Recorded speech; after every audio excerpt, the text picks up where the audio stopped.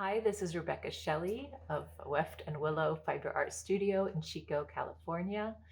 I created a video that is of my trip to Lambtown last year. So it's a big fair that they have different fiber events. There's vendors, there's a sheep to shawl competition, there's dog and sheep competitions as well. And so I really enjoyed it so much last year. So I'm going to try and go this year as well. But that's on Saturday, because on Sunday is my open studio tour. So with the Hand Weavers Guild of America. So I'd love for you guys to stop by during that. You can find the information on my website. So I have a link to it there. And yeah, you'll be able to see me walk around and talk about all my different tools and all the different projects I have working on at the time.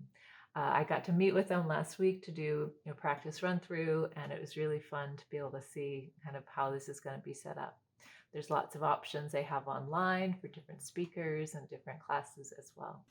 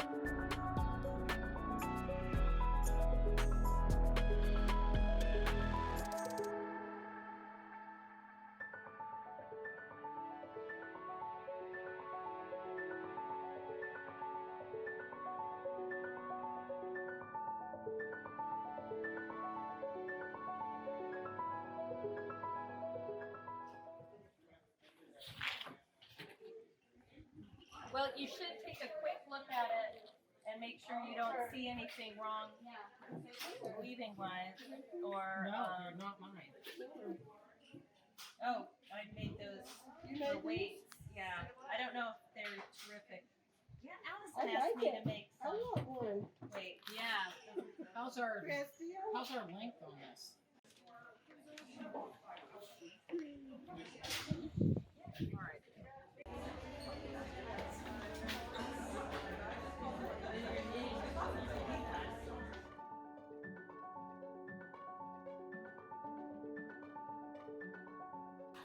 And they're all the same length? Sorry, they were all exceeded. They all exceeded the minimum parameters. So, yeah, that one is actually fairly long because it was woven for a team member who's quite tall. This one is? Yes, So it's longer than this so one. it's probably longer than that one by quite a bit, actually. Yeah. And it's finer yarn.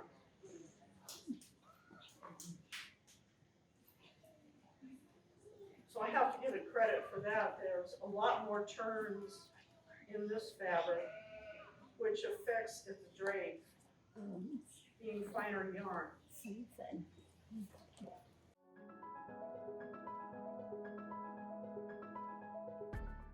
One of the things I really loved was the dogs waiting at the side who were just like ready to go. They were like, they're getting amped up for it.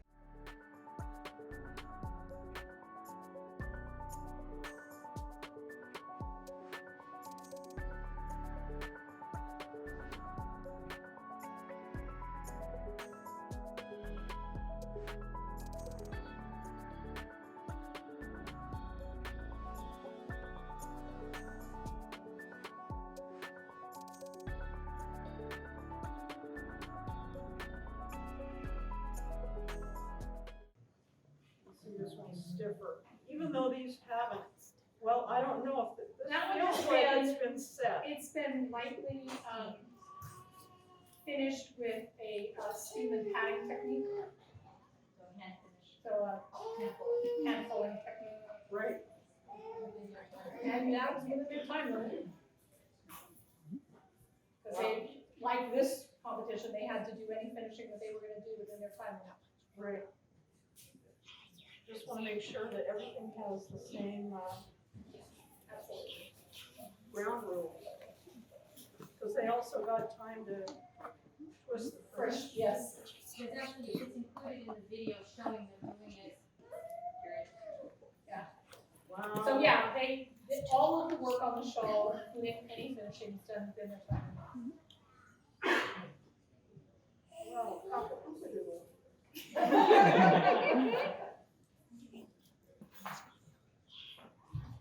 This, folks, is the benefit of sampling ahead of time. This team actually did a full shawl to sample. Yeah, it's too bad there's a mispit. I know. We were sad too. Yeah. That's, But as you have noticed, it's an easy thing to do. it's a very easy thing to do. So that it takes the yarn away. It's responsive, in other words. I feel like I've got a fish on the end of the line, but it's not trying, I haven't got a massive whale on the end You're of not the line. fighting it. Right.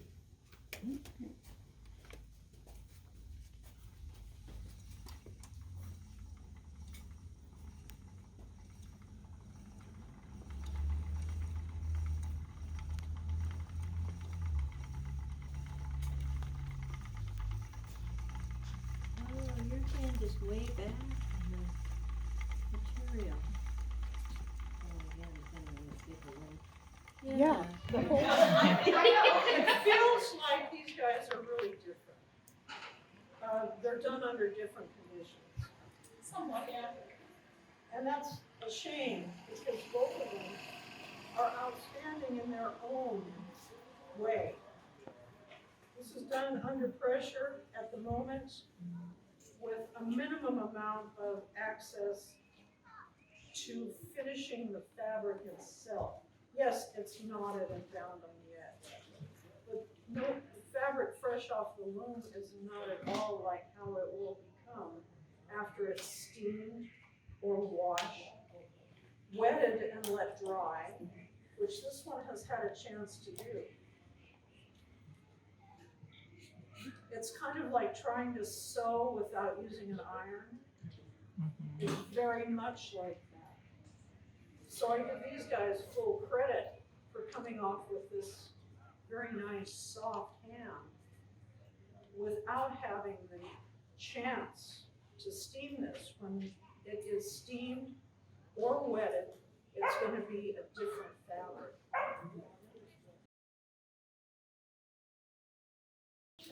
Yeah, there's a section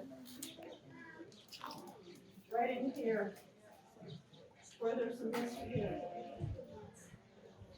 That means that the wrong treble is pushed underneath and raised the wrong combination of harnesses out of sequence.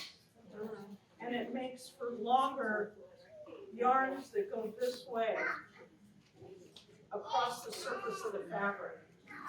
And why that's significant is that this area will wear differently than the parts where it's bound in better, more consistently. This will have a tendency, if there's gonna snag, it is more readily able to be snagged because those are longer stretches between it diving back down and going into the back of the fabric.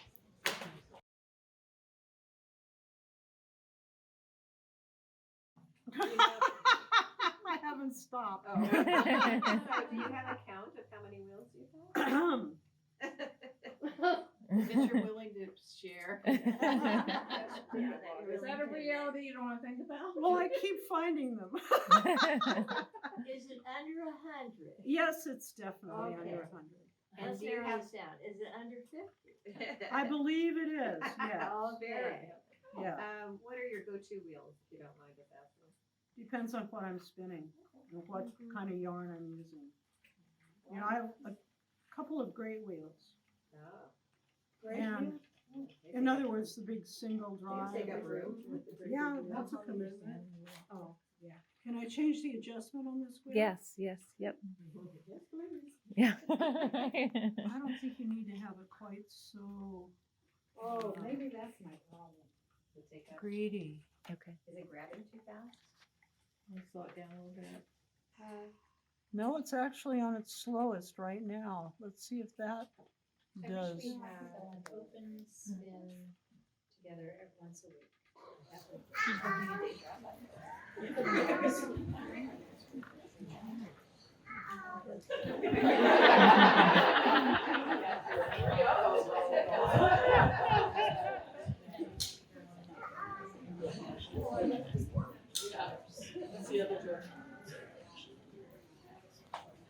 Well, this is Okay, I'm gonna deliberately draft a slab. Oh, this Isn't time? that pretty? Now I'll extend I it. got it at Mountain Party. Okay, A gazillion years ago.